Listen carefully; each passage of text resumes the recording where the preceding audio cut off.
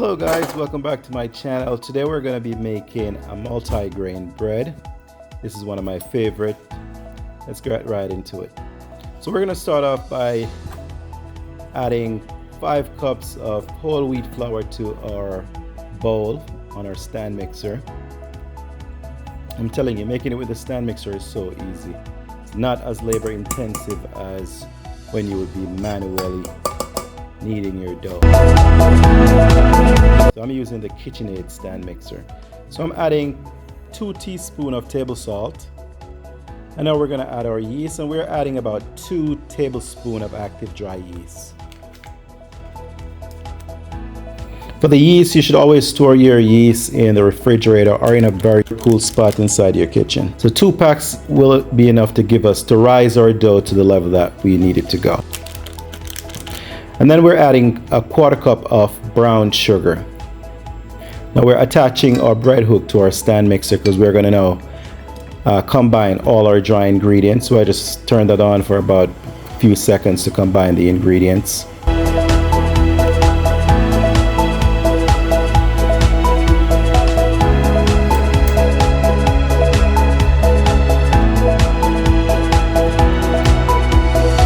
And now we're going to be adding our nuts. So I'm starting off with a 1/4 cup of walnuts, chopped walnuts, and this is 1/4 cup of sunflower seeds.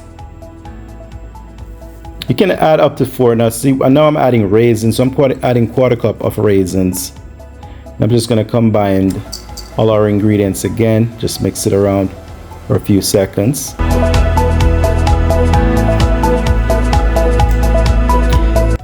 Now I'm adding 1/4 cup of vegetable oil.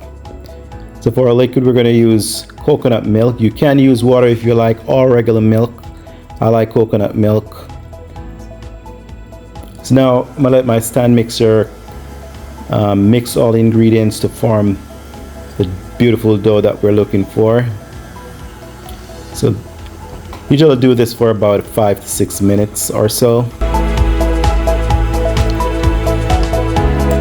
Like I said, using a stand mixer make life very easy. Also, onto a dry surface, I'm going to add a little bit of flour and remove our dough from the stand mixer. Now, this is where all the manual work comes in. So we're just going to knead our dough, mold it and fold it and stretch it just to get that gluten protein activated.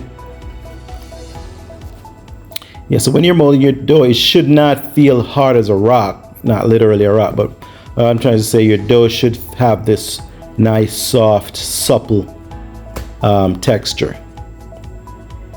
And at this point as well, if you want to add additional nuts or raisins, you can just stretch your dough and add it.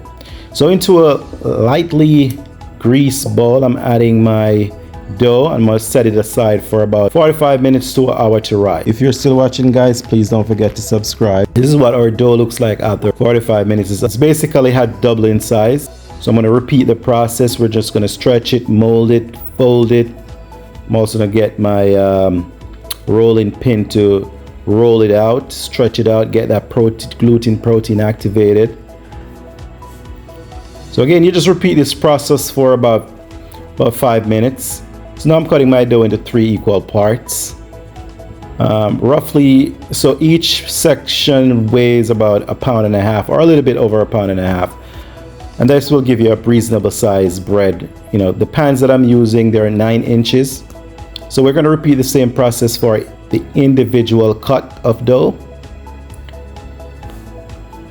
And I'm just going to fold it into a nice bread shape. We're going to tuck the ends and put the dough into a lightly greased bread pan and just put this aside. And now we're just going to repeat this process for the rest of our dough.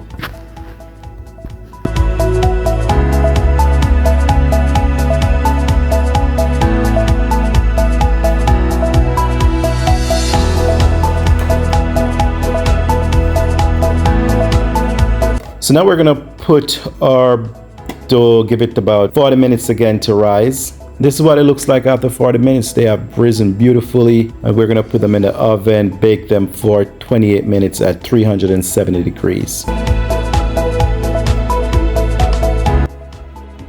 this point, the kitchen is smelling like a bakery. I mean, I appreciate the flavor. As you can see, these came out perfect. Perfectly baked homemade bread. The taste is epic. You should definitely make this at home. I just want to say thank you guys for watching. Please remember to like the video, subscribe, share, and I will see you guys in the next video. Have a blessed day.